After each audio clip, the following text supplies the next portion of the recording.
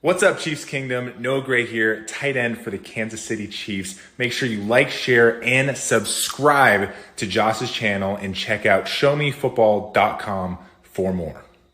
What is up, Chiefs Kingdom? Welcome back to another video on my channel. My name is Josh Fan of showmefootball.com, covering your Kansas City Chiefs. He's Lucas Murphy, the beat of KC. We're going to talk Kansas City Chiefs pass rush being a major issue once again after their loss to the Jaguars. All that and more right after this.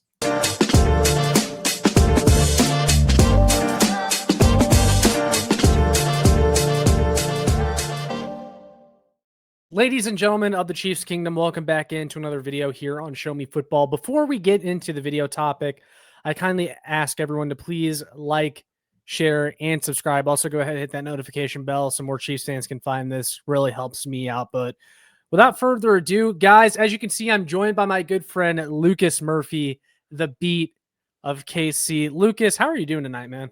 I'm doing good, man. I really am. I think after really kind of going through and studying this football game, I feel a lot better kind of on that second day, I guess you could say. I've seen a lot of positivity. Obviously, there's a lot of things to work on, but I've seen a lot more positivity now that I've had time to break it down. But I'm doing pretty solid, man. Well, that's good. You know what's not doing good though, Lucas? You know who's not doing good is I the do. Kansas City Chiefs pass rush, and that's what we're going to be talking about in this video because it was once again a major issue against the Jacksonville Jaguars, and this feels like a topic we've already talked about 3 or 4 times in its own video this season, but it keeps popping up, Lucas, and you really hit on it today in the video that you made earlier. Guys, definitely go check that out if you haven't seen it yet. Head over to the beat of KC. A lot of great stuff coming out over there. But you really hit on the pass rush, and we just talked about it in the video we did for your channel before this. It continues to be an issue, and to me, it's the biggest issue on the Kansas City Chiefs right now because I just don't. There's not really any help on the horizon. Like you look at the offense and some of their struggles. And I mean, the offense has actually been good the past couple of games. And I think that's the overwhelming positive coming out of the loss, but, you know, the silver lining. But there's also reinforcements. Rashee Rice is supposed to be coming back at some point. This defensive line that you're seeing now, this is it. And I just, it's not cutting it. And it's the biggest issue plaguing this team right now because every single time you're going up against these NFL teams, if they have at least a halfway decent quarterback and some good skill position players, they're just going to dice you up if you can't get to them, if you can't get pressure on the quarterback. And I think really, Lucas, if you could look at one play that kind of epitomizes everything about this pass rush, it's last night, Trevor Lawrence falls down twice, actually. And in that entire time he falls down and is on the ground, the Chiefs pass rush still is not even within 2 feet of him. And I think that just kind of summarizes this defensive line. I mean, what were your thoughts on that? Like, just what are you thinking right now, man? Because I'm pretty fired up about this issue. No, I completely agree. I think, I really am going to create a specific video to this. So I've really kind of dove into some statistics. I think from the outside, as an NFL fan looking at this Kansas City Chiefs defensive front, they're very cookie cutter and their type of pass rush. To me, it's very dependent upon the blitz. And that's Spags scheming up a blitz to really kind of generate the pressure, to really generate the pocket pressure that causes a quarterback to then move within the pocket. And really where I'm going with that is like you'll see guys like, and again, I'm talking about one of the best in Micah Parsons, but his versatility as a pass rusher. He can bull rush, but he also has different types of moves that allow him to get to the quarterback. He's very bendy. Same can be said with Myles Garrett. He's a very strong individual, a dominant individual, but he has a lot of more ability than just blowing over the offensive tackle.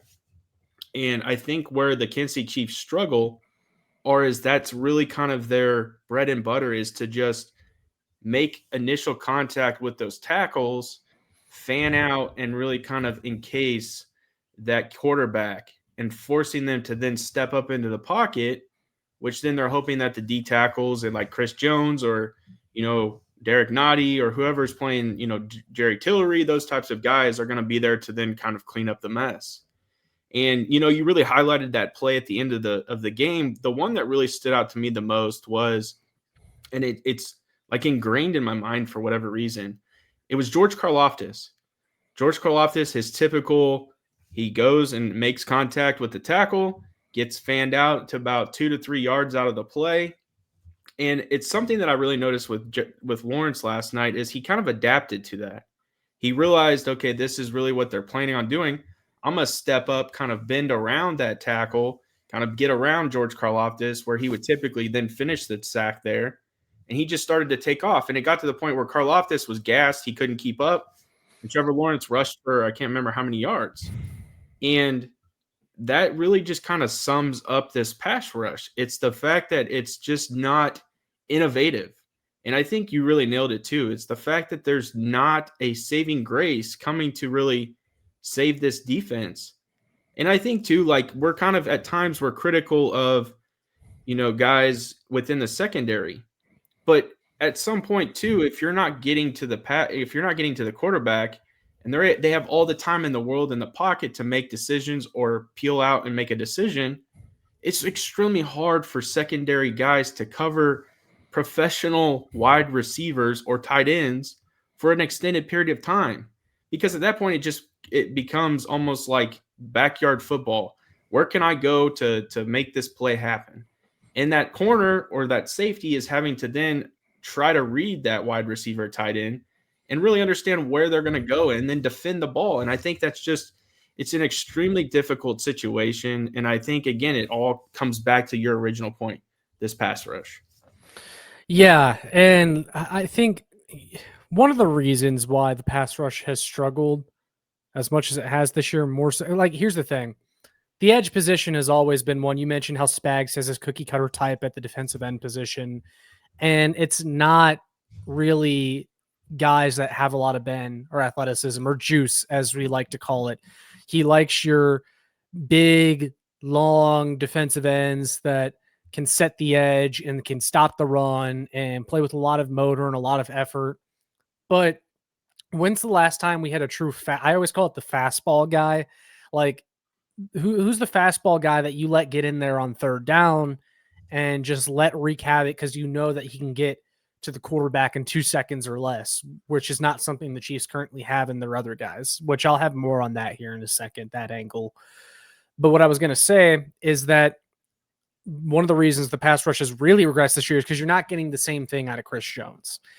You just aren't. And that play that we were talking about with Trevor Lawrence falling down, if you go back and watch, Chris Jones just kind of stood around, kind of gave up, thought the play was over and didn't do anything. And that effort was highlighted after the Chiefs lost as like, hey, what are you doing, man? Like, game's on the line. We need more out of you. We're paying you all this money. And like I said to you earlier, Lucas, I'm not excusing the effort from Chris Jones on that play, but I think you're seeing the results of Chris Jones entering his mid-30s, and you've done nothing to get him help on this defensive line. You've not given him a true pass rushing partner on the edge to take the pressure off of him. Chris Jones was double teamed more last night than any other game this season. He's tired. He's exhausted. Again, not excusing the effort on the last play because he gets paid too much money for that. But you're seeing the results of asking Chris Jones to do it over and over and over again because no one else can. For sure. And I think too, and if you take it a little bit more granular too, like you're putting a lot of pressure on your linebackers too, because you're almost forcing them to have that ability to rush the quarterback. Yeah, well, I'll just stop you right because Leo Chanel has played a lot of defensive line snaps already this year. And like, that's cool. He can do that. But if we're relying on this guy consistently to generate pass rush, that's a problem. Yeah. And I think too, it's like you have really good linebackers that fit your scheme, but they're not designed to, they're not getting down on the ends and rushing the quarterback. Like our defense isn't designed for that. So you're really expecting your defensive front to really kind of get after it. again, like they're not going to do it every time, but we're not seeing it enough. And I think that's the big concern is that you're going to continue to play good quarterbacks. I mean, we got a really good quarterback coming to Kansas City this weekend in Jared Goff, who has kind of really resurrected his career and has had a lot of success with the Lions. I mean, he's going to have that ability. They have a great offensive line. He's going to be able to pick you apart if you're not getting to him. So, man, it's a tough scenario because, again, it comes back to what you said originally. Like, there's no help coming, man. Like, like Felix is out for the year. Not that he was going to be a saving grace. Charles Omenihu was supposed to be. I mean, when we first got Charles Omenihu, it was like, man, this is insane. Like we saw flashes of what could be. He was very good in 2023. Yeah, and then he gets hurt and messes up his knee, and then he just hasn't been the same. Jerry Tillery was a guy that, I didn't expect him to be all worldly, but I mean, yeah, and he's got a few, I think he has one sack, or at least two, but he's not overbearing. Derek Nottie, we've talked about. Derek Nottie's ranked like last when it comes to defensive tackles. Like, and so there's really just not a ton of contribution. And Chris Jones, I mean, is the ultimate double team. Like, guy literally gets double teamed. I was just going through and I saw the, the overhead view of Chris getting doubled and how Trevor Lawrence had to react.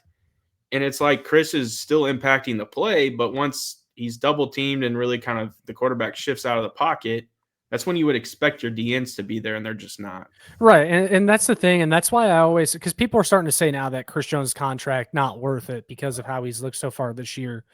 But I always said that Chris Jones is still going to have incredible value even as he ages because he eats those double teams, and at that point, when he's getting double teamed so much, it's no longer on him. Like, you guys are trying to blame Chris Jones more for not beating his double team than George Karlaftis and Mike Dana, who can't even beat their guy one-on-one. Right. And that's something that I want to highlight here because I was talking about the fastball, how the Chiefs don't really have one. Well, Veach traded for one last year in Joshua Uche, who, according to the Chiefs Hive on X, Joshua Uche has more pressures this year than Charles Omenihu and Mike Dana combined this season. And then, Lucas, you touched on it already, but Derek Nottie currently ranks as the worst interior D lineman in the NFL. Mike Pennell is 71st, who the Chiefs cut. And Nottie is 186th out of 186 defensive tackles. Guys, these are insane numbers. And of course, like Mike Pennell didn't rank very high, but still a hell of a lot better than Derek Nottie. And granted, like Derek Nottie was never a pass rush guy to begin with, but I think the problem here, Lucas, is that Spags and Veach both are just kind of set in their ways. They've fallen too in love with niche players. And you were talking about Charles Omenihu. We were excited when the Chiefs brought him in. And I was too, because I thought that was a really great value signing.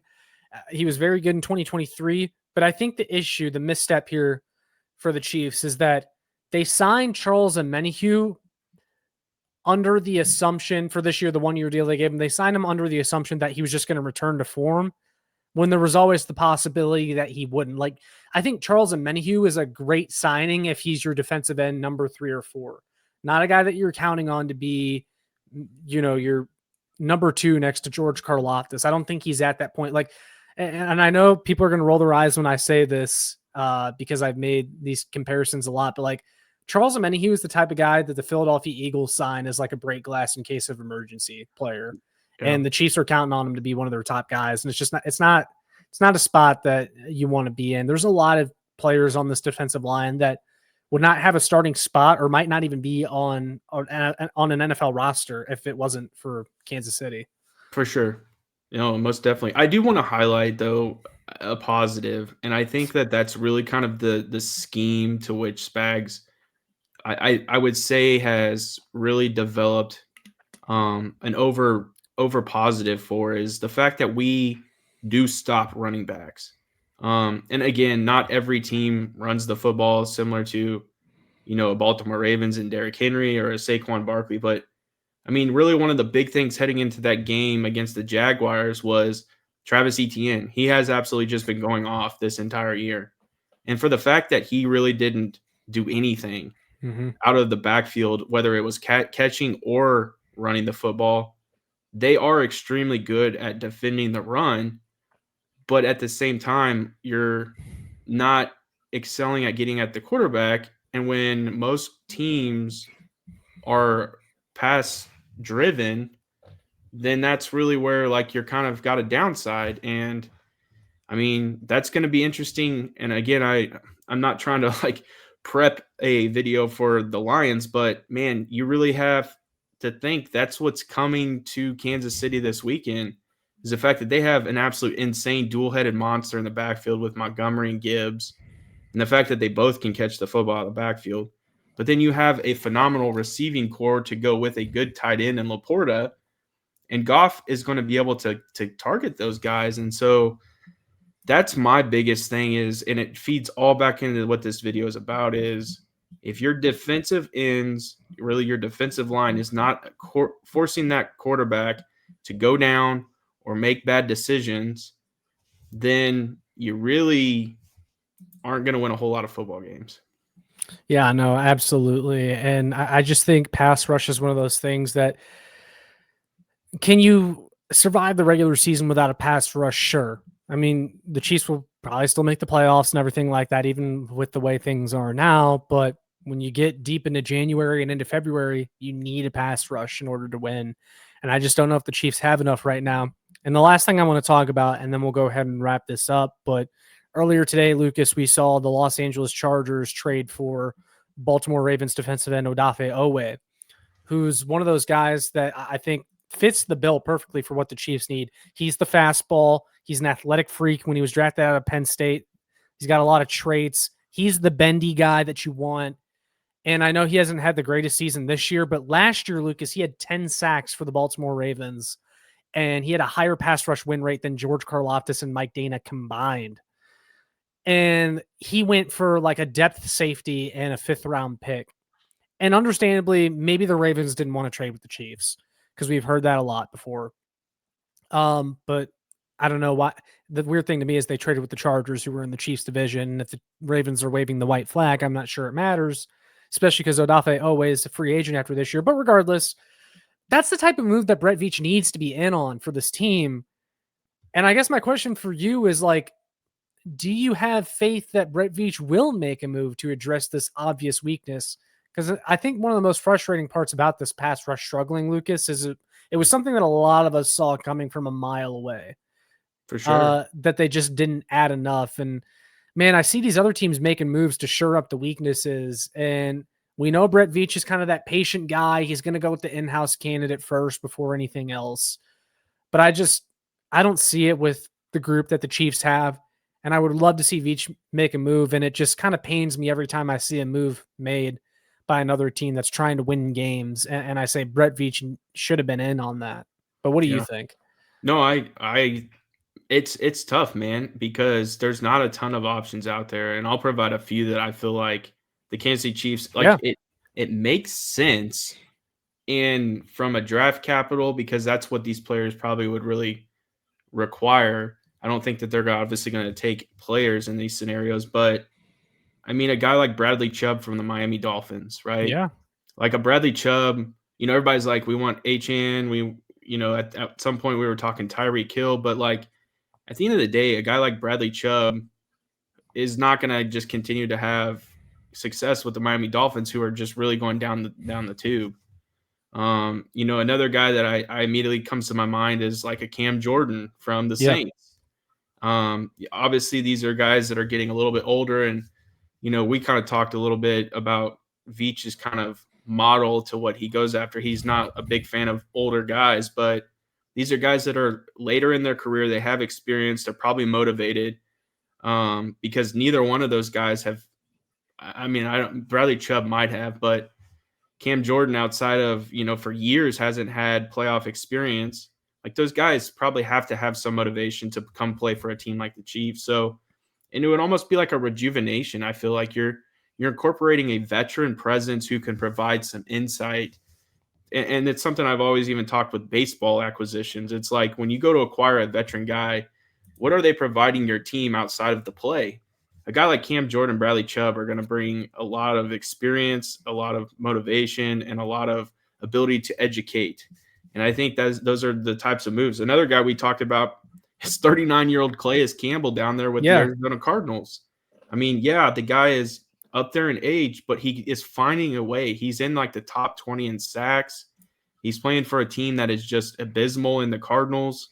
Those guys are not super expensive. Draft capital, I could not anticipate them costing a ton. And it's like those are the moves. Like you clearly see that there's an issue. It's just, again, does Spags want those types of guys? Is Veach even going to make those types of moves? It's just there's a lot of questions around that. So to really kind of answer your question, do I think Veach will make a move? I think eventually, at some point, his hand's gonna be forced.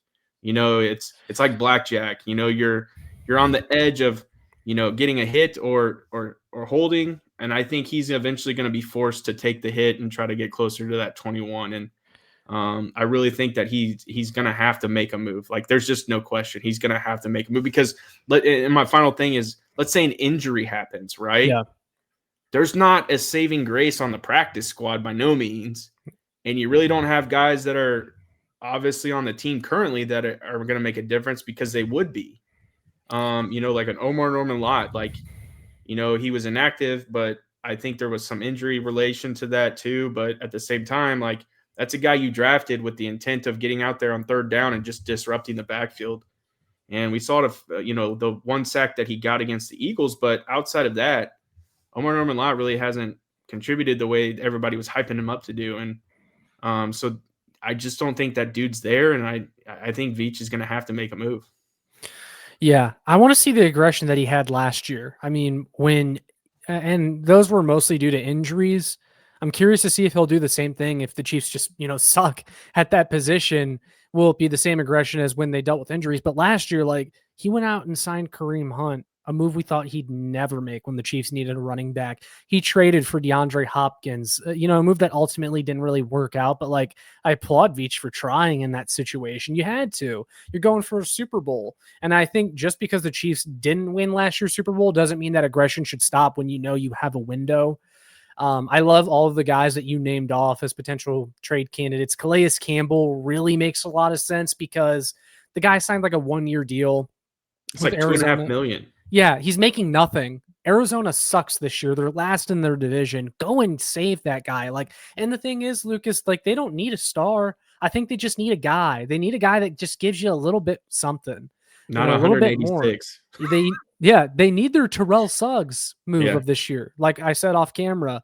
And that could definitely be Calais Campbell. Hey, same team that Terrell Suggs was on when the Chiefs went and got him too. So, I mean, that one makes a ton of sense to me. But yeah, I think people get the gist of it. But yeah, no, I think that was a really good conversation. The Chiefs pass rush remains an issue. I think Veach is going to have to go out and make a move. I agree with you. His hand's going to be forced. I know a lot of people are going to say, hey, go out and get a running back. That's what they need. And why not both? That's what I had to say to that. Why not both?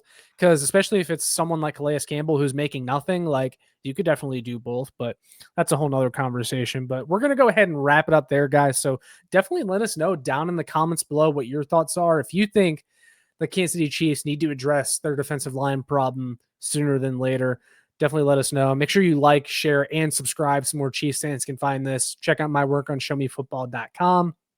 And last but not least, follow the Twitter at ShowMeFB. And then before we go, Lucas, where can the people find you? Head over to YouTube for the Beat of KC.